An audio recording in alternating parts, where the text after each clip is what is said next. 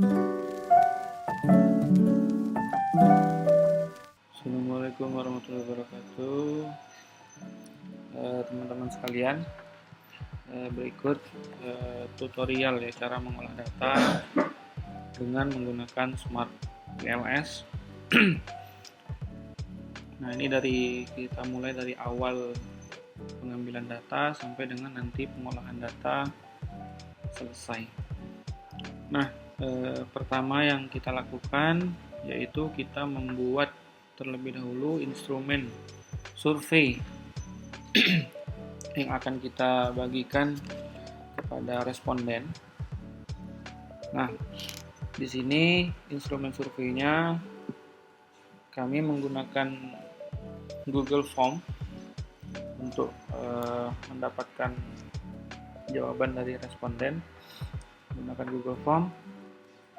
Pertama caranya kita buat dulu Google Form-nya, kita buka aplikasi Google, kemudian kita klikkan Google Form.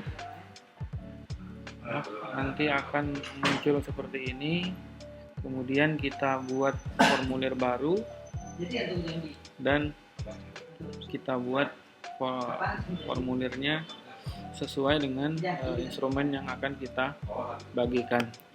Nah, di sini kita sudah membuat Google Form terlebih dahulu. Survei yang akan dibagikan yaitu tentang integrasi teknologi dalam praktek pembelajaran. Nah, data-data yang akan diambil itu jenis kelamin, kemudian mata pelajaran yang diampu, kemudian lama mengajar. Nah, survei ini akan diberikan kepada guru-guru atau tenaga pendidik. Nah, ada 6 bagian dalam survei ini yang akan diambil datanya, yaitu pertama tentang pendekatan TPEC-nya itu sendiri. Kemudian yang kedua itu ada sikap. Yang ketiga itu ada norma subjektif. Kemudian yang keempat itu ada kontrol perilaku yang disarankan.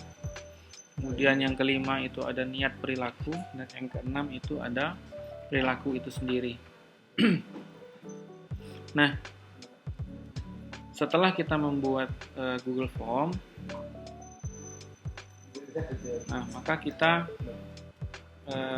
mengirim Google Form ini, linknya kepada responden. Caranya yaitu dengan klik kirim, kemudian kita klik yang untuk tautan. Nah, ini bisa kita pendekkan linknya, kita pendekkan, kemudian kita salin. Nah, ini bisa kita salin ke WhatsApp atau media sosial yang lain ya. Kita berikan kepada responden agar responden bisa menjawab. Setelah survei ini dikirimkan dan kita mendapatkan jawaban, maka jawaban akan masuk di kolom ini. Nah, di sini ada 37 responden yang sudah mengisi survei yang sudah kita buat.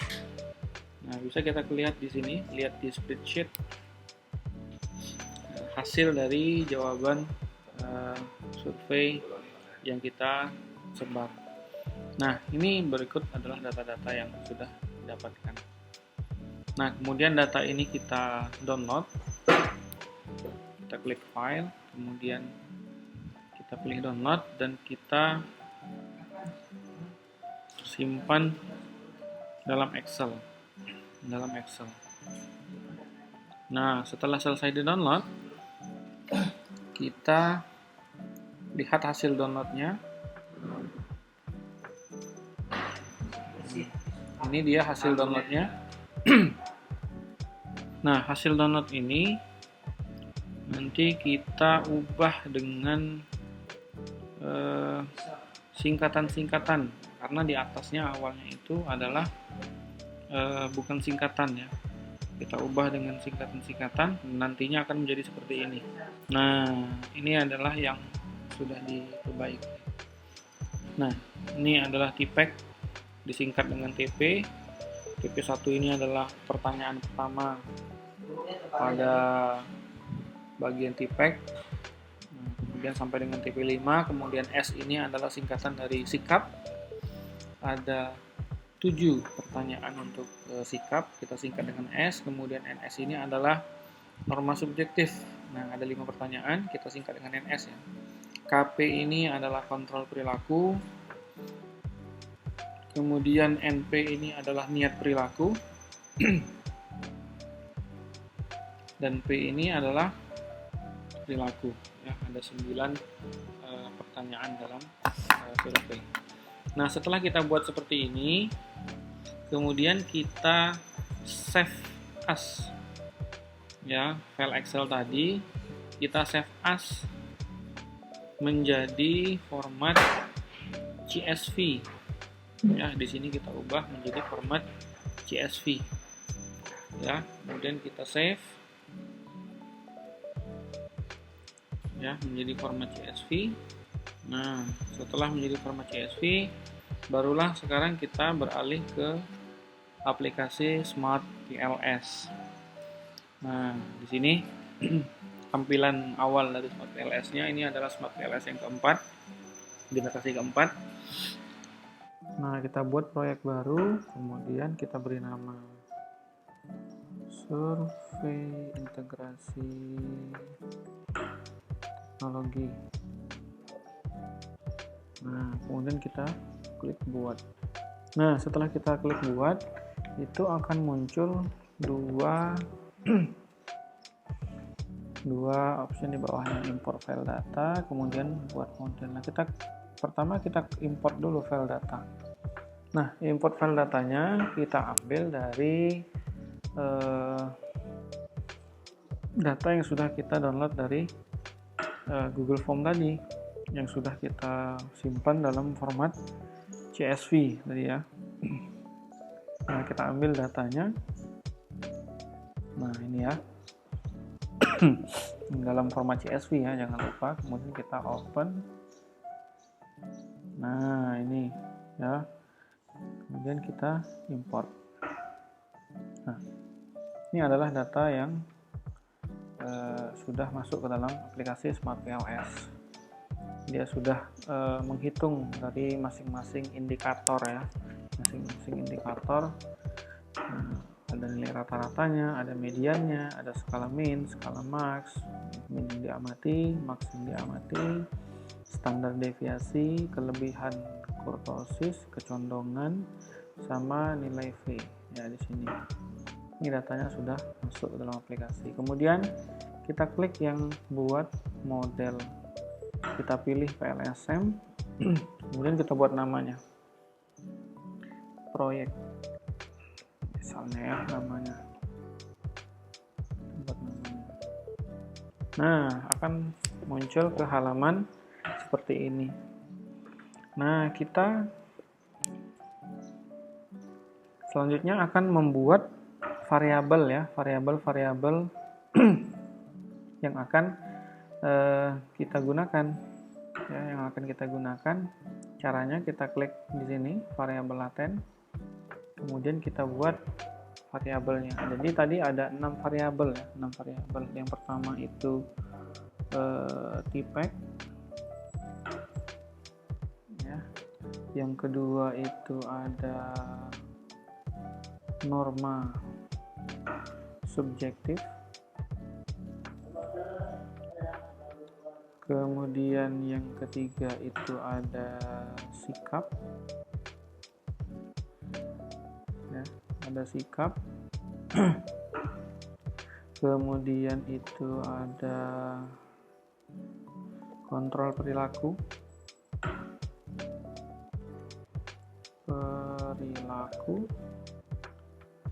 Kemudian kelima ada niat perilaku. Dan yang keenam itu ada perilaku. Nah, jadi kita sudah memiliki 6 variabel ya. 6 variabel. Nah, kemudian variabel ini kita susun ya, susun sesuai dengan bentuk yang ada pada artikel. Karena artikel itu menjadi acuan kita ya, bentuk modelnya itu menjadi acuan kita. Ya, nah kita susun sesuai dengan yang ada pada artikel. Tipek, kemudian norma subjektif, kemudian ada sikap, kemudian ada kontrol perilaku. Kita kecilkan sedikit biar agak terlihat. Kemudian niat perilaku di sini kita ambil di tengah-tengah antara ini ya, niat perilaku. Kemudian ada perilaku itu sendiri ya. Nah, kita bentuk kira-kira seperti ini posisi dari variabel-variabel ya, yang ada pada model yang ada pada artikel. Nah, setelah seperti ini kita masukkan indikator untuk tiap-tiap variabel ya.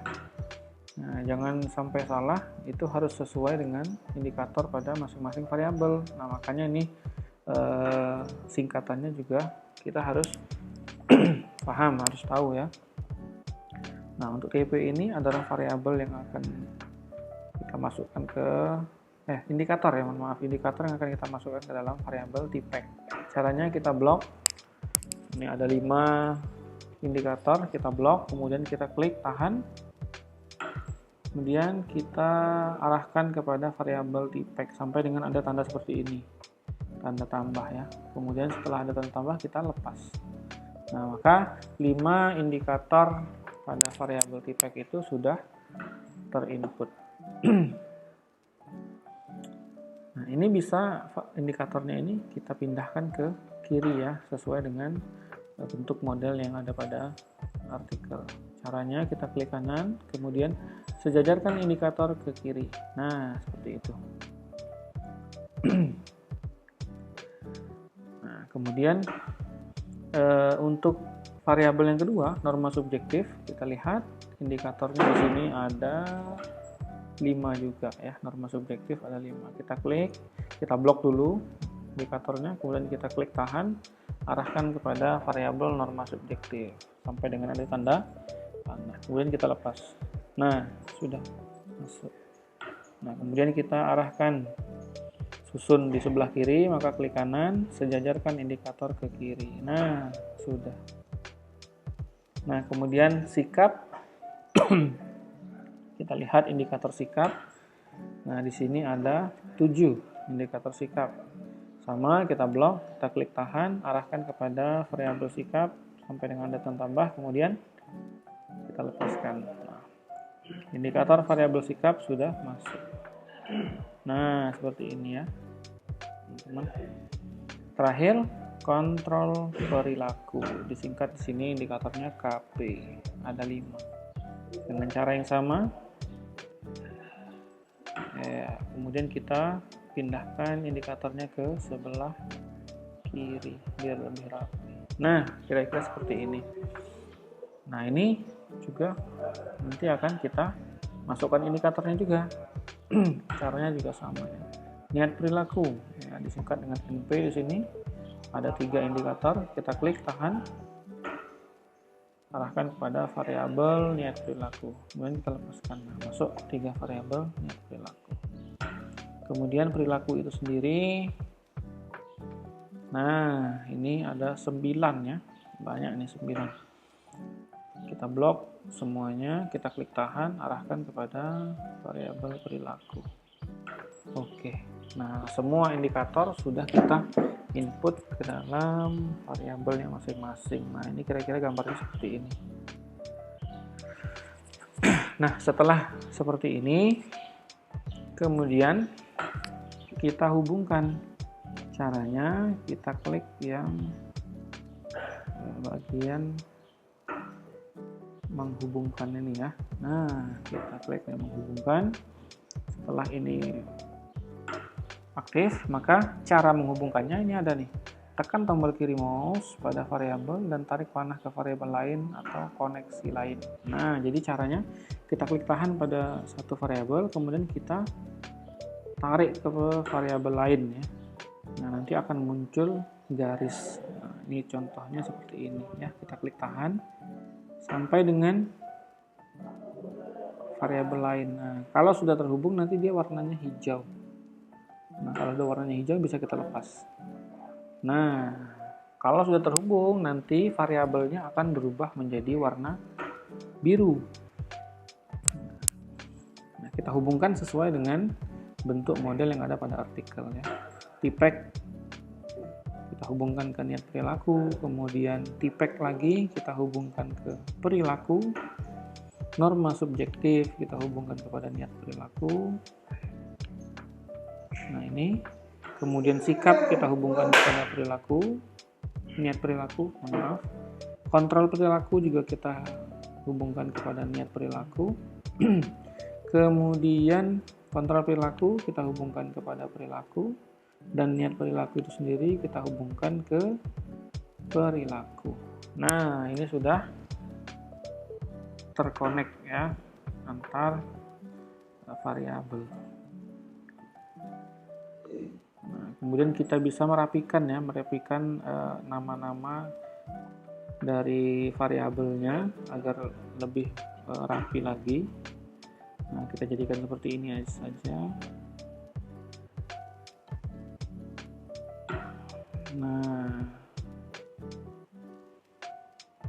Nah, selanjutnya variabel pada niat perilaku karena dia berada di tengah-tengah bisa kita hilangkan ya agar lebih rapi ya. Kita hilangkan. Caranya kita kembali kepada kursor ini, pilih, kemudian kita klik kanan pada niat perilaku, variabel niat perilaku, kemudian kita lihat indikator ini, sembunyikan indikator, kita klik.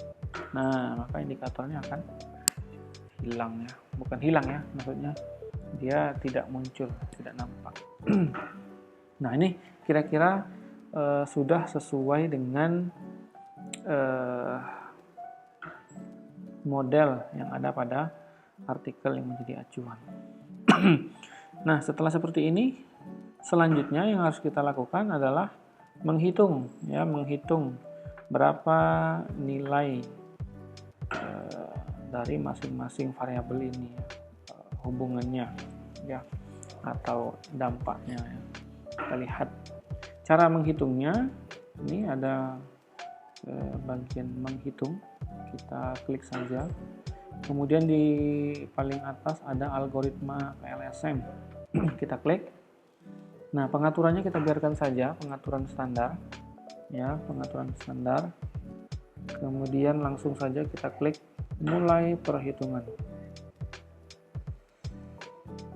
Nah, kalau perhitungannya sudah selesai, maka akan muncul di masing-masing indikator, kemudian di antara hubungan variabel itu akan muncul angka ya, akan muncul angka-angka ya.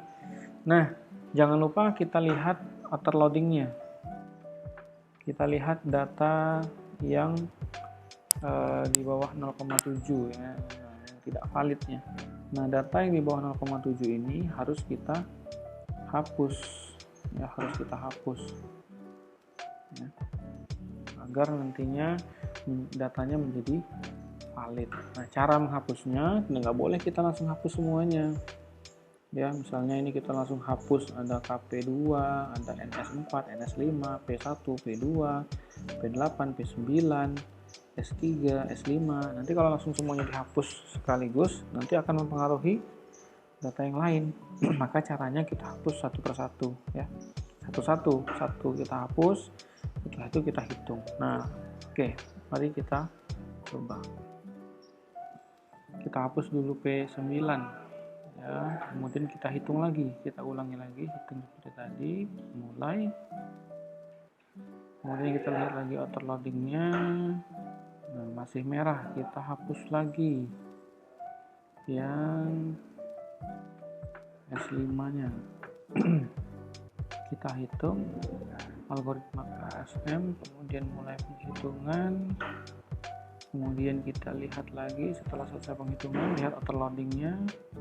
Nah, ini sudah hijau semua ya. Nah, kalau datanya sudah hijau semua, maka data ini bisa kita gunakan ya. Nah, semua yang ada pada tabel ini bisa digunakan. Ya, bisa kita gunakan. Nah, di sini bisa kita gunakan variabel laten, ada skor. Nah, di sini ya masing-masing untuk variabel latennya, kemudian korelasinya, validitas. Nah, di sini ada kelompok alfa, keandalan atau row alfa, row komposit. Nah, ini rata-rata. Nah, ini bisa kita gunakan dan kita laporkan sebagai laporan dari hasil penelitian. Nah, mungkin itu saja yang bisa saya sampaikan dalam video ini terkait dengan penggunaan Smart PLS 4 dalam mengolah data survei. Nah, kurang lebih seperti itu caranya. Kurang lebihnya saya mohon maaf. Masih belajar ya, masih banyak kurangnya. Masih banyak ya di YouTube tutorial yang masih bisa teman-teman lihat juga ya untuk mempelajari Smart PLS 4 ini. Terima kasih. Assalamualaikum warahmatullahi wabarakatuh.